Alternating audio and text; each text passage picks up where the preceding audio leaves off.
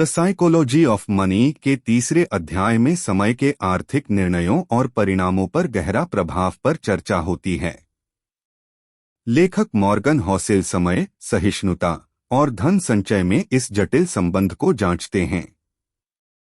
इस अध्याय में हॉसेल हमारे वित्तीय व्यवहारों को सृजनात्मकता करने वाले मानसिक पहलुओं में घुलना-झुलना करते हैं जो समय के साथ होते हैं। तीसरे अध्याय की कड़ी का केंद्र मेहनत और इसके धन संचय पर परिणामपूर्ण प्रभाव है। हॉसेल यह तर्क देते हैं कि समय की शक्ति को बढ़ावा देने में हमारी क्षमता धन बनाने में एक महत्वपूर्ण कारक है।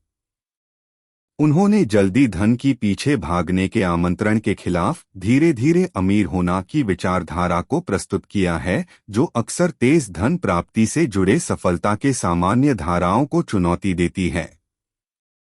इस अध्याय की एक मुख्य थीम है चलते वक्ती का प्रभाव और कैसे निरंतर क्रियाएं समय के लंबे समयानुसार किए जाने पर बड़े आर्थिक वृद्धि का कारण बन सकती हैं। हॉसेल इसे सटीक उदाहरणों के साथ प्रस्तुत करके इस बिंदु को स्पष्ट करते हैं, दिखाते हैं कि छोटे स्थिर प्रयास कैसे महत्वपूर्ण आर्थिक वृद्धि का कारण बन सकते हैं। अनुक्रमण के शक्ति को समझाने के माध्यम से उन्होंने पाठकों को सार्थक निर्णय लेने के लिए संघर्षशील और धीरे धीरे दृष्टिकोण की कीमत की प्रशिक्षण दी है। इसके अलावा हॉसेल व्यक्तियों के धन निर्माण में एक सावधान मनोबल की आवश्यकता पर चर्चा करते हैं। उनका मत है कि दिलचस्पी से भरे तेज सफलता और तत्काल प्रतिष्ठा के पीछे छिपे जोखिमों को समझने के लिए समय का दृष्टिकोण बदल सकता है। इन प्रभावों की विश्लेषण करके हॉसेल पढ़ने वालों को अधिकांश समय और धन के मामले में अदृश्य सोचने और आत्ममनता के लिए संपर्कयोग्य बनाने की दिशा में मदद करने का प्रयास करते हैं। इसके अलावा हॉसेल बाजार गिरावटों या आर्थिक संकटों के सामने हमारे वित्तीय निर्णयों में समय की भूमिका पर चर्चा करते हैं। उन्होंने उनकी राय दी है कि एक दीर्घकालिक दृष्टिकोण हमारे निवेशों में बोनाफिटकरी हो सकता है और इसे मिटा सकता है। छोटी छोटी क्रियाएं जो समय के साथ संघटित होती हैं का उदाहरण देने से हॉसेल यह दिखाने का प्रयास करते हैं कि यह कैसे सतत निर्णयों का परिणामस्वरूप आर्थिक विकास में महत्वपूर्ण भूमिका निभा सकता है। इसके अतिरिक्त हॉसेल उन मानसिक चुनौतियों पर प्रकाश डालते हैं जिनका सामना व्यक्तियों को एक धीरे धीरे दृष्टिकोण अपनाने के लिए करना पड़ता है।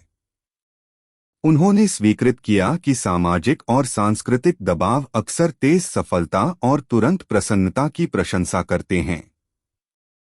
इन प्रभावों को विश्लेषण करके हॉसेल पठन को सहारा देते हैं कि छोटी सोच और आत्मसमर्पण की आवश्यकता को कैसे पहचाना जा सकता है ताकि व्यक्ति स्थिर धैर्य और विवेकपूर्ण वित्तीय निर्णय ले सके।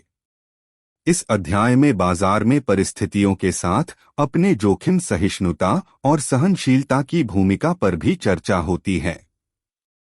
हॉसेल यह तर्क देते हैं कि एक दीर्घकालिक दृष्टिकोण व्यापक वित्तीय बाजारों की मानसिक स्वास्थ्यपूर्णता को कैसे कम कर सकता है। बाजार की चक्रव्यूही नियमितता को समझने और एक सजग मानसिकता को अपनाने के द्वारा व्यक्तियों को बाजारी स्थितियों के अविचलनीय उच्च नीच के साथ नेविगेट करने के लिए बेहतर तैयार किया जा सकता है। इसके अतिरिक्त हॉसेल महत्वपूर्ण जीवन घटनाओं के योग्यता और आर्थिक घटनाओं के सामने होने पर भी चर्चा करते हैं।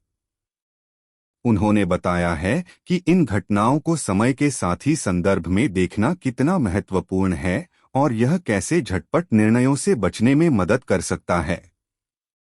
विभिन्न बाजारी स्थितियों के माध्यम से स्थितियों का समर्थन करके व्यक्तियों को निवेश की जटिलताओं को साहसपूर्वक नाविगेट करने के लिए एक निर्णयशील मानसिकता बनाए रखने में मदद मिल सकती है।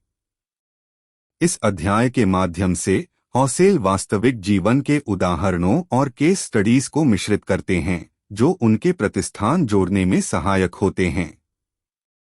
ये कहानियां सिद्ध करने के लिए वे इन अवधारित अवस्थाओं को व्यक्तिगत और अनुभवी बनाने में सहायक हैं, जिससे पाठकों को आत्मसकारात्मकता का अनुभव होता है और वे इन अनुभवों को अपने वित्तीय यात्रा में उपयोग कर सकते हैं। समाप्त में धन की मनोबल के तीसरे अध्याय ने समय, सहिष्णुता और धन संचय के बीच के गहरे संबंध का परीक्षण किया है।